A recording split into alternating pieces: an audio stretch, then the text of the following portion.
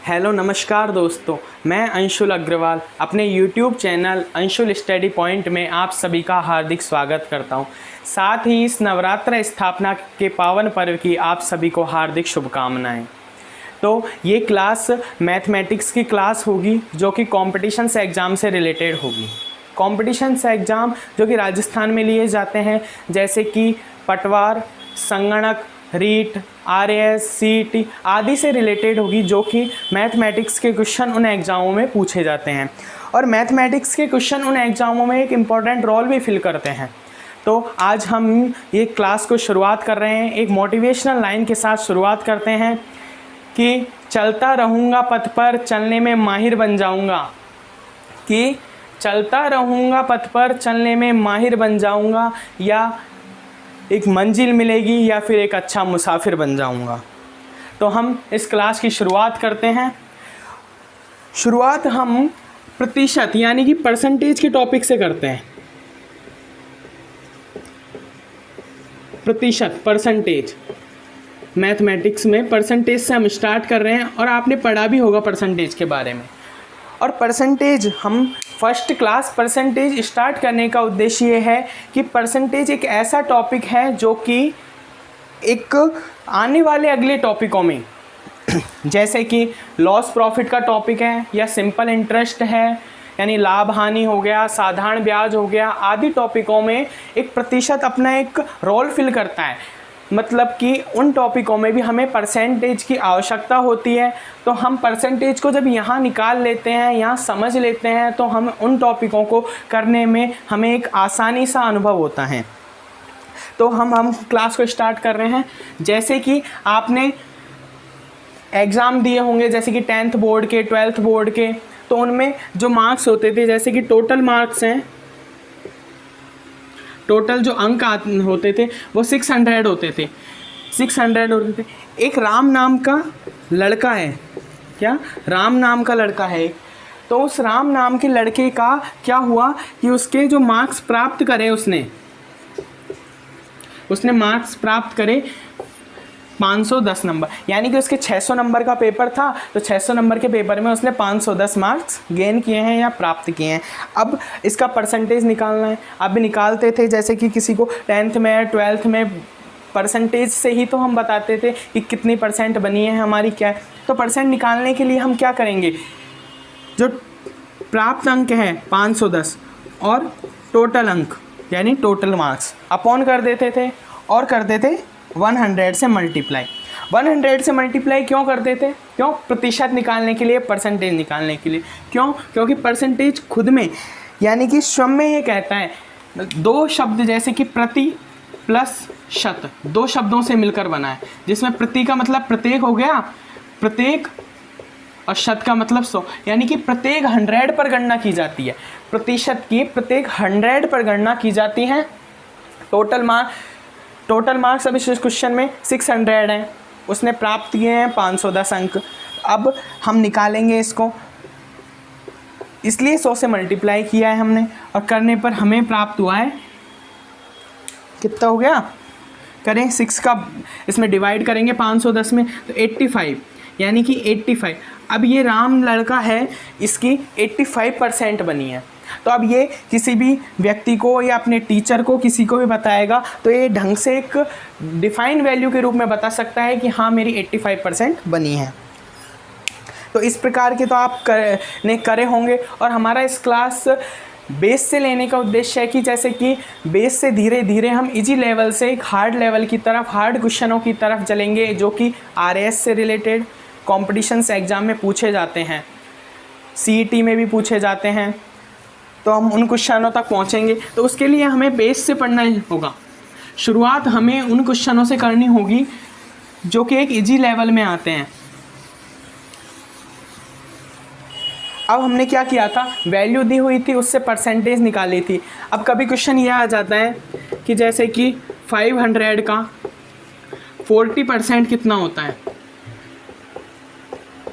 500 का 40% कितना होता है, ये आ जाता है क्वेश्चन। तो क्या करेंगे हम, वैसे ही जैसे क्वेश्चन करते हैं, निकालेंगे डायरेक्ट आंसर।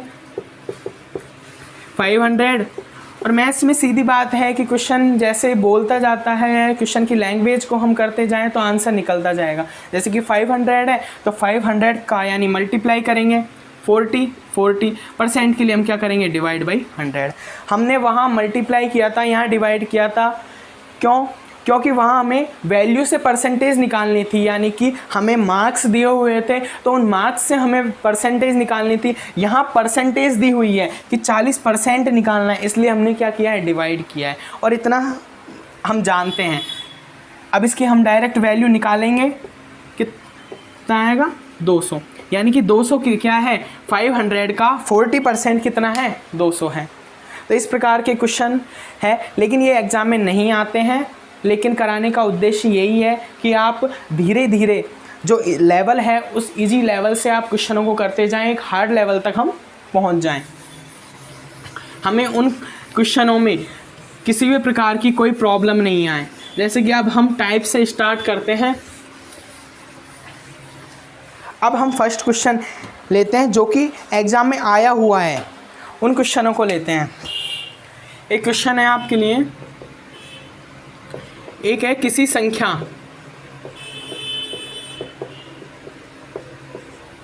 ये क्वेश्चंस सीईटी एग्ज़ाम में या कहीं तो रीट एग्ज़ाम में या कहीं किसी भी प्रकार की जो राजस्थान से रिलेटेड एग्ज़ाम हैं उनमें आए हुए हैं और इस प्रकार के क्वेश्चंस आते हैं। तो हमारा ये मान लो एक टाइप फर्स्ट है कि फर्स्ट टाइप है जिस प्रकार के क्वेश्चंस एग्ज़ाम में आते हैं। तो ये क्वेश्चन है कि किसी संख्या को क्रमशः यानी लगातार 20% व 30% यानी कि 20% व 30% बढ़ाया जाए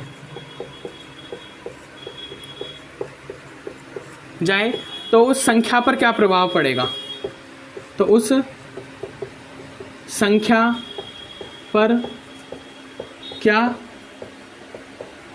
प्रभाव पड़ेगा, ये क्वेश्चन है। अब ये क्वेश्चन क्या कहना चाह रहा है कि कोई संख्या है उसको क्रमशः कितनी 20% और 30% हमने बढ़ा दी, तो अब उस संख्या पर क्या प्रभाव पड़ेगा, उस संख्या है तो उस संख्या पर क्या प्रभाव पड़ेगा। तो अब हम आंसर निकालेंगे। बस इन क्वेश्चनों में एक हमें तरीका है जो याद रखना है, बस एक तरीके से हम क्वेश्चन को करते जाएंगे, आंसर निकलेगा ढंग से, और उस तरीके को आप इस प्रकार के किसी भी क्वेश्चन पे अप्लाई करेंगे तो उससे आंसर ईजिली और कम समय में निकल जाएगा। जैसे कि हम जानते हैं कोई भी वस्तु होती है या फिर कोई भी हम मार्केट से चीज़ लाते हैं या फिर घर में उपलब्ध होती है और स्वयं की 100% होती है। एक हम संख्या को ही माने, जैसे कि एक संख्या कहा जाता है 100। अब आप 100 को देखकर तो ये बोल दोगे कि ये 100 का 100% है, लेकिन ये 50 है, ये 50 भी तो 100% है। किसका 100% है, ये 50 का 100% है। क्यों? क्योंकि हर संख्या स्वयं का 100% होती है, ये हम जानते हैं। तो हम क्या करेंगे, अब ये संख्या की बोल रहा है इस क्वेश्चन में, तो हम कोई भी संख्या हो तो उस संख्या को क्या करेंगे, 100% मानेंगे संख्या को। तो हमने माना 100%, बस कि 100% ये संख्या है, 100 है। अब क्या करेंगे, अब ये बोल रहे हैं क्रमशः 20% और 30%, यानी कि उसमें 20% की बढ़ोतरी हुई है पहले, फिर 30% की बढ़ोतरी हुई है, उसके बाद में उस संख्या कितनी आई है, क्या प्रभाव पड़ा है, कितने प्रतिशत की उसमें वृद्धि हुई है या फिर कितने प्रतिशत की उसमें कमी हुई है। तो ये 100 का क्या करेंगे, मल्टीप्लाई करेंगे 20%। अब क्या है, संख्या ये है तो संख्या का हम 20% निकालें तो संख्या का 20% कितना होगा, 20। अब 20 हो गया तो हम क्या करेंगे, 20% बढ़ाने के लिए बोल रहा है। ये देखो आप क्वेश्चन की लैंग्वेज पर ध्यान दो, ये 20% बढ़ाने के लिए बोल रहा है तो 20, तो 100 का 20% तो 20 हो गया। अब क्या करेंगे, 100 में +20 करेंगे। क्यों? क्योंकि वो बढ़ाने के लिए बोल रहा है। तो हम क्या करेंगे 120, और हमें क्या करना है 100 से डिवाइड। क्यों? क्योंकि वही बात मैंने बताई कि परसेंटेज से हम संख्या निकाल रहे हैं, तो इसलिए क्या करेंगे, डिवाइड करेंगे। ऐसे ही फिर आगे चलते जाएं, वो बोल रहा है 30% बढ़ाने की, तो वही क्या करेंगे 30%, 100 का 30% कितना होता है 30, और 30 में जब 100 में प्लस कर देंगे हम 30 को तो 130 आएगा अपॉन 100 किया। ये समझ में आया होगा आपको। एक बार मैं दोबारा बता रहा हूँ, जैसे कि संख्या में बोला है क्वेश्चन में कि क्रमशः 20% व 30% बढ़ाया जाए तो संख्या पर क्या प्रभाव पड़ेगा। प्रभाव के लिए क्या है, हम कोई भी संख्या होती है स्वयं की 100% होती है, तो हम इसे 100% मान रहे हैं। 100% मानने के बाद में क्रमशः बोल रहा है 20%, तो 100 का 20% कितना होता है, 20 होता है। अब 20 क्या बोल रहा है, बढ़ाने के लिए बोल रहा है, तो हम क्या करेंगे, उसे बढ़ा देंगे, यानी कि कितना हो जाएगा, 100 में हम प्लस करेंगे 20 तो 120 हो जाएगा। तो 120/100, 130/100। अब कुछ नहीं करना, सीधा हमें आंसर निकालना है इसका। तो 2 0 से 2 0 ये, 2 0 से ये।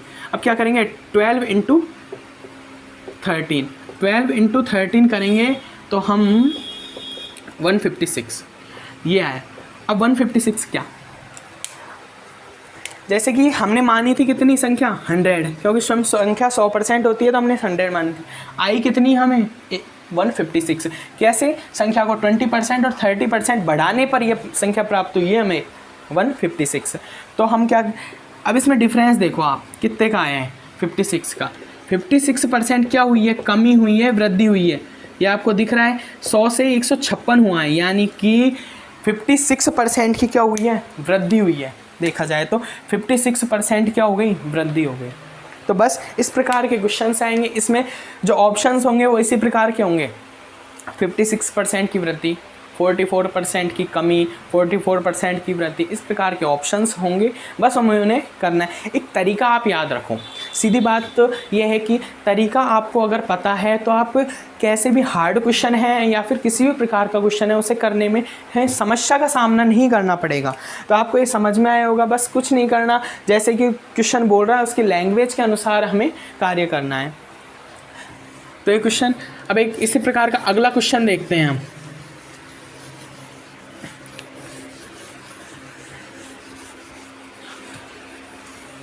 हमने देखा है ये कि बढ़ने वाला, अब इसमें कितना हो गया, 100 से 156 हो गया। अब हम एक क्वेश्चन ऐसा ले लेते हैं, आपको बताते हैं उस क्वेश्चन। जैसे कि क्वेश्चन है, एक आयत है, क्या है, एक आयत।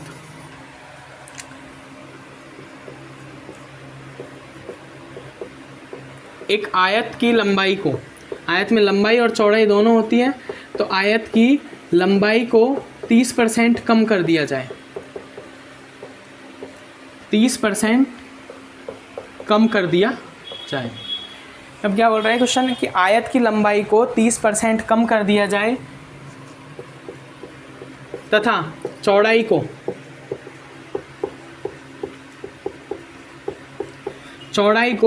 20% बढ़ा दिया जाए, चौड़ाई को 20% बढ़ा दिया जाए, तो क्षेत्रफल पर क्या प्रभाव पड़ेगा। अब क्षेत्रफल निकालेंगे इसका, तो क्षेत्रफल पर क्या प्रभाव पड़ेगा।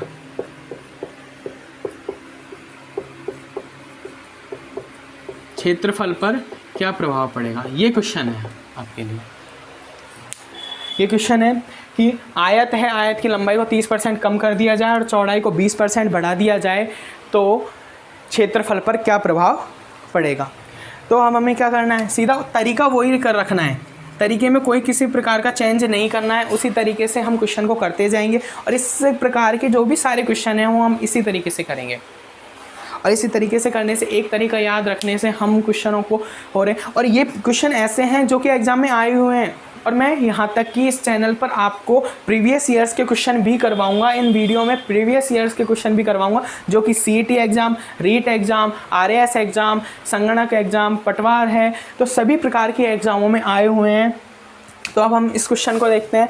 अभी बोल रहा है आयत की लंबाई, वही आयत का क्षेत्रफल हमने कितना मान लिया, 100, क्योंकि स्वयं मानेंगे वो 100% मानेंगे हम, सीधी बात ये है, 100% हो गया, यानी कि 100 मान लिया। अब क्या बोल रहा है कि आयत की लंबाई को 30% कम कर दिया जाए। अब आयत का 100 का 30% वही 30 होगा। लेकिन अब क्या बोल रहा है, ये देखो, बस बात यहाँ गौर करो कि कितने बोल रहा है, कम करने के लिए बोल रहा है। तो कम करने के लिए क्या करेंगे, 100, हमने वहाँ बढ़ाने के लिए बोला था तो वहाँ क्या किया था, प्लस किया था। अब यहाँ बोल रहा है कम करने के लिए, तो हम क्या करेंगे, माइनस कर देंगे। तो 100 में से जब 30 को माइनस करेंगे तो वह आएगा 70 वही 100, वही हो गया। इस प्रकार फिर चौड़ाई पे आ जाए, चौड़ाई को 20% बढ़ा दिया जाए, तो वही चौड़ाई 100 का 20% 20 हो गई। अब बढ़ाने के लिए बोल रहा है इसमें, तो क्या करेंगे, वही 120/100, बस हो गया। पहले की तरह क्वेश्चन का तरीका, बस तरीका आप याद रखो क्वेश्चन, ये किस प्रकार का क्वेश्चन है और इसमें कौन सा तरीका लगाना है। उसके बाद में अपने आप वैल्यूज़ आएंगी, आंसर्स आएंगे और गलती होने के चांसेस नहीं रहेंगे। आप किसी भी ट्रिक से या फिर ऐसे करोगे तो हमें गलती होने के चांसेस रहते हैं, लेकिन आप बेस से करोगे क्वेश्चनों को तो उसमें किसी भी प्रकार की कोई गलती होने के चांसेस नहीं रहते हैं। तो अब इसको क्वेश्चन को हम सीधा डायरेक्ट करते हैं, तो कितना आएगा 84। पहले कितना था 100 क्षेत्रफल, अब कितना आया है 84%, यानी कि 100 था क्षेत्रफल। कब? तब आयत पहले था, लेकिन उसकी लंबाई में 30% की कमी करने पर और चौड़ाई में 20% की वृद्धि करने पर ये कितना हो गया 84%। यानी कि अब क्या हुई है इसमें, देखो आप दिख रहा होगा, ये तो सीधी बात है 100 से 84 हुआ है, यानी कि 16%, कितना 16% की क्या हो गई है, कमी हो गई है। ये आपका आंसर होगा, 16% की क्या हो गई, कमी हो गई, ये आंसर है। तो इस प्रकार के क्वेश्चंस एग्ज़ाम में आते हैं और ये एक रीट में, पटवार में आते ही हैं। तो एक टाइप के हमने किए हैं। अब इसमें कई बार आपको वैल्यूज, अब इसमें घटाने के लिए, बढ़ाने के लिए दोनों क्वेश्चन हम कर चुके हैं। अब किसी भी प्रकार की आपको गलती नहीं करनी है इन प्रकार के क्वेश्चन में, और तरीका यही रखना है, जिस तरीके से हम क्वेश्चन किया है उसी प्रकार से आप करते जाइए क्वेश्चन को, आंसर्स अपने आप निकलेगा, ढंग से निकलेगा। तो हम एक क्वेश्चन और करते हैं। एक क्वेश्चन उस प्रकार के करते हैं जैसे कि कई बार आते हैं,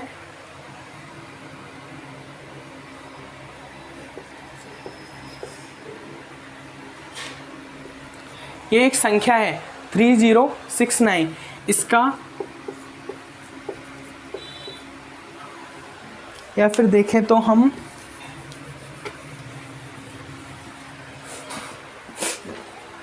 एक संख्या दी हुई है आपको, इसका हमें क्या निकालना है 33 1/3, 33 सही 1/3% कितना होता है।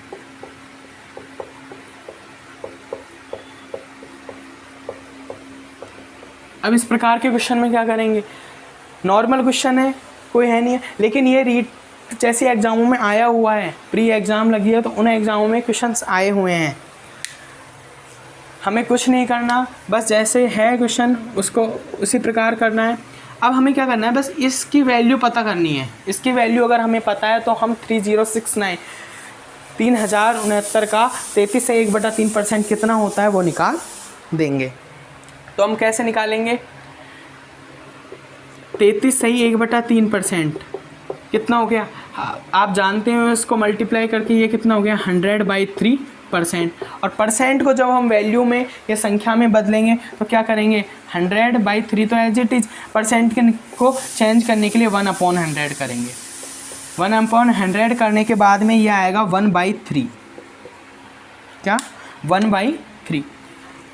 अब देखो जो ये वैल्यू थी 33 सही 1/3% की वैल्यू आई है 1/3। तो ऐसे क्वेश्चन हैं में क्या करना है, हमें इस प्रकार की वैल्यूज़ अगर पता हो, 33 से 1/3% का मतलब 1/3 होता है, तो हम डायरेक्ट आंसर निकाल लेंगे। तो इस प्रकार के क्वेश्चंस, अब हमें पता चल गई कि 33 से 1/3% की वैल्यू 1/3 है, तो अब हम क्या करेंगे, सीधा 1/3 से क्या करेंगे, डिवाइड करेंगे किसको 3069 को, क्यों हमें पता है 1/3 इसकी वैल्यू 33 से 1/3% की वैल्यू 1/3 है, तो हम 1/3 से डिवाइड करेंगे और सीधा आंसर हमारे पास आ जाएगा कितना 1023, यानी 1023 हमारा आंसर आ गया। तो ये क्वेश्चन है दिखने में ऐसा लग रहा है कि कितना परसेंट कैसे निकालेंगे इसको, लेकिन एक वैल्यू अगर हमें पता चल गई कि इसका मतलब क्या है, इसका मीन्स क्या है, तो हम इस प्रकार का क्वेश्चन आसानी से करेंगे। इस प्रकार की कुछ वैल्यू होती हैं, जैसे कि मैं आपको देता हूँ, इनको आप ट्राई करना है एक बार निकालने के लिए उसकी वैल्यू। जैसे कि 9 सही 1/11% कितना होता है, 11 सही 1/9% कितना होता है? 16 सही 2/3% कितना होता है?